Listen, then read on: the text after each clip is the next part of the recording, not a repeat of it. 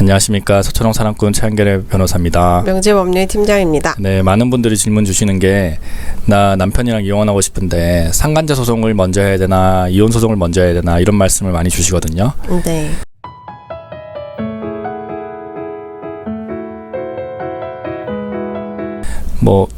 이런 분들도 요즘 있어요. 이혼 소송 먼저 하고 나중에 상간제 소송 하겠다라는 분들도 있습니다. 네. 협의혼을 먼저 하고 나중에 상간제 소송을 하겠다 이런 분들도 꽤 있고요. 네. 많은 분들이 이제 선택을 하시는 거는 보통의 한꺼번에 하시죠. 그렇죠. 이혼 소송을 하고 이제 피고 1로 내 남편 또는 내 와이프를 넣고 피고 2로 상간자를 넣습니다. 그런데 어떻게 해야 되나라고 고민을 많이 하세요. 왜냐하면 이혼 소송을 하기 쉽지 않지 않습니까? 우리 아이들도 있고 그리고 내 사회적 지위가 있기 때문에 이혼 소송을 하기 쉽지 않을 거예요. 그런 경우라면 저는 상간제 소송을 먼저 하기를 추천을 드려요. 네네. 아무것도 하지 마라라고 추천드리지는 않습니다. 왜냐하면은 일단은 뭐라도 해야죠. 내가 아무것도 안 하고 있으면은 바보가 되는 거 아니겠습니까? 그리고 법률적으로 보면은 그런 것도 지나갑니다. 소멸시효라고 해가지고 그런 것도 지나가고 이혼 소송도 안지 6개월 내에 제기할 수도 없는 거 되고 유서라고 해가지고 이렇게 인정하는 것도 되고 여러 가지만 있거든요. 그런데 상간제 소송을 먼저 제기하는 것이 좋겠다라고 말씀드리는 이유는 일단은 남편 또는 내 배우자, 내 와이프랑 상간제 소송을 제기를 하면서 화해를 할 수가 있습니다. 네. 내 상간제 소송을 제기를 하는데 우리 한번 다시 잘 해보자라고 하면서 화해를 할 수 있어요. 그럼 비가 온 뒤 땅이 더 굳는다라는 말도 있듯이 그쵸. 이번 일을 겪으면서 어떻게 하겠습니까? 일단은 엎어진 물 아니겠습니까? 예전 건 잊고 잘 살아보자.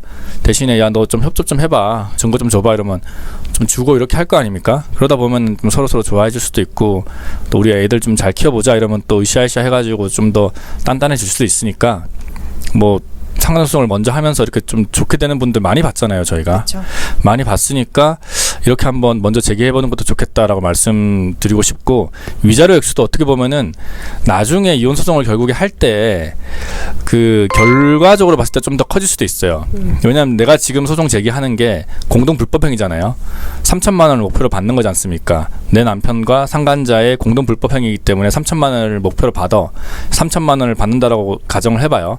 근데 이제 몇 년이 계속 이렇게 지나다가 결국에 내 남편이랑 더 이상 못 살겠다라고 하고 이혼을 청구를 할 때 또 위자료를 청구할 거 아닙니까? 그러면 내 남편이랑 못 사는 이유가 내 남편의 외도 때문이었고 결국에 혼인관계 파탄의 원인은 내 남편의 그런 일 때문이었다라고 한다면은 결국에 위자료는 내 남편으로도 받잖아요. 그럼 내 남편으로 또 몇천만 원 받아낼 거 아닙니까? 내 남편이 무슨 변제 항변 이런 거 안 한다라면은 또 3천만 원 받는 거예요. 제가 경험했던 사건 중에 피고 사건이었는데요. 상간녀가 2,500만 원을 먼저 줬습니다. 줘가지고 저희 소송에서 변제 항변을 했었습니다.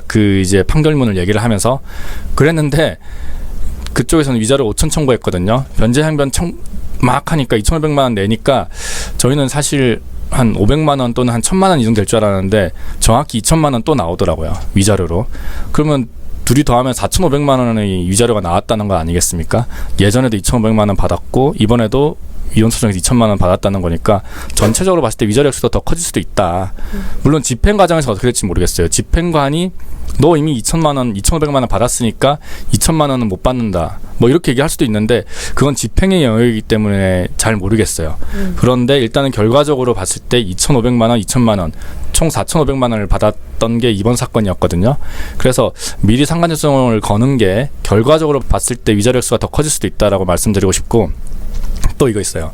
남편이 내가 상간제 소송을 먼저 걸면은 나에게 소송을 함부로 걸 수가 없습니다. 아직까지 우리나라는 유책주의를 따르고 있지 않습니까? 유책 배우자는 이제 피해자에게 소송을 걸 수가 없죠.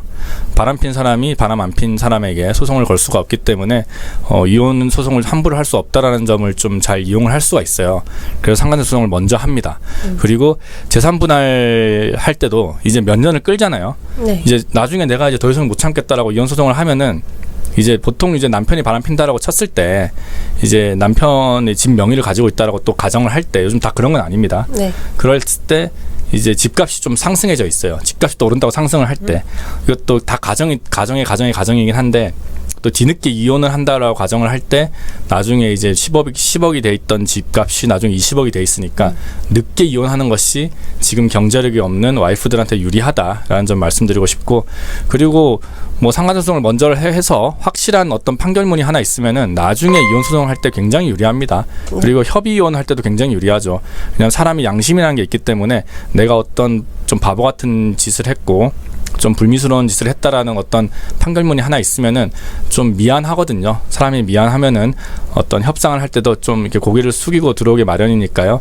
여러분들 내 배우자, 내 남편 또 내 아내가 바람을 폈다라고 했을 때 이혼 소송을 먼저 할까 상간소송을 먼저 할까 고민하실 때는 상간소송을 먼저 하기를 추천드리겠습니다. 여러분들 상간소송은 누구랑 한다?